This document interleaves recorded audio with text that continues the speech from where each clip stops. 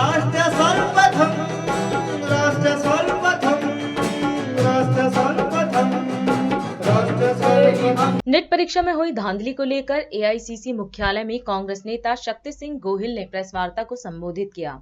इस दौरान शक्ति सिंह ने नेट परीक्षाओं में हुई अनियमितताओं को लेकर कोर्ट में दायर एफिडेविट के माध्यम से सरकार पर निशाना साधा और कहा कि सरकार ने पेपर लीक मामले में सुप्रीम कोर्ट से कहा है कि कोई धांधली नहीं हुई, जबकि पुलिस जांच में सारे सबूत सामने आए हैं।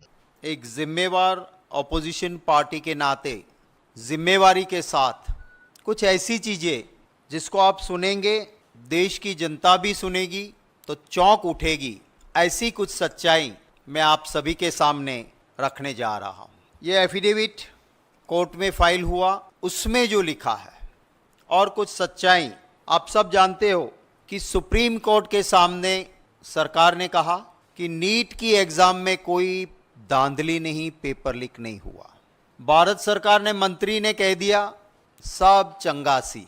Deputy superintendent of police on oath affidavit पे सेशंस कोर्ट में कह रहे हैं कि किस तरह का ये स्कैम था। इन्वेस्टिगेशन के दौरान करोड़ों रुपए मिले हैं, ढेर सारे ब्लैंक चेक मिले हैं उन बच्चों के पेरेंट्स की ओर से जिन्होंने नीट की एग्जाम दी है।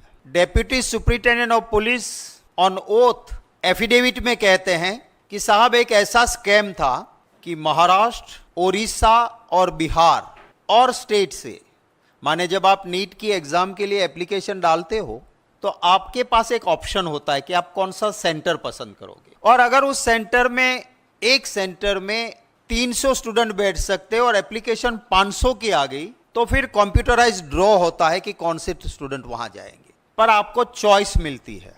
तो ये एफिडेविट कहता है कि बिहार, ओडिशा, महाराष्ट्र और कई राज्यों से जिनके साथ इनका सेटिंग हो गया और उनको कहा गया कि आप जब नीट का एप्लीकेशन लिखो उसमें लिखो कि हमें हमारा सेंटर जय जलाराम स्कूल गुजराती मीडियम ही चाहिए।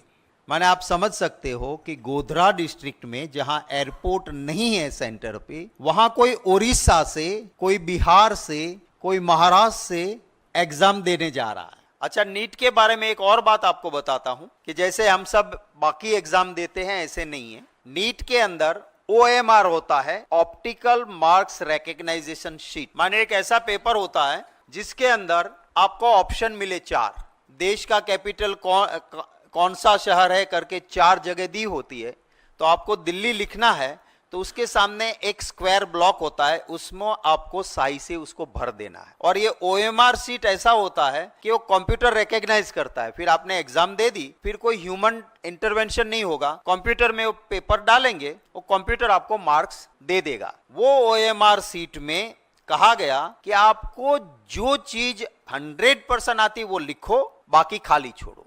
फिर क्या होता है कि आपने एग्जाम दे दी तो एक बैग में सील होते हैं पेपर्स और उसका कुरियर करना होता है। ये एफिडेविट के हिसाब से, मैं नहीं कह रहा हूं, DYSP कह रहा है इन्वेस्टिगेशन के बाद, कि यहां पे जिनका सेटिंग हुआ था उनके नंबर का लिस्ट था, वो पुलिस ने रिकवर किया। उसके सामने ब्राउन एंड रेड सर्कल किए थे। उस स्टूडेंट्स के नाम के सामने जो AMR सीट का सीट नंबर था वो पेपर निकाले, जहां पे इन्होंने नहीं आते थे, वो आंसर नहीं भरे थे, वहां एक गुनेगारों ने वहां पे राइट आंसर टिक कर दिए। फिर से बैग को सील किया और कुरियर करके भेज दी। माने जो 100%, माने जितने मार्क्स है उतने 100% मार्क्स क्यों मिले? क्योंकि स्टूडेंट को जितना आता था खुद लिखा 100%, बाकी जो और एक्यूज्ड कौन है मैं उसके बारे में आपको बताता हूं। एक्यूज नंबर 1 जो पहला गुनेगार है वो है तुषार रजनीकांत भट्ट।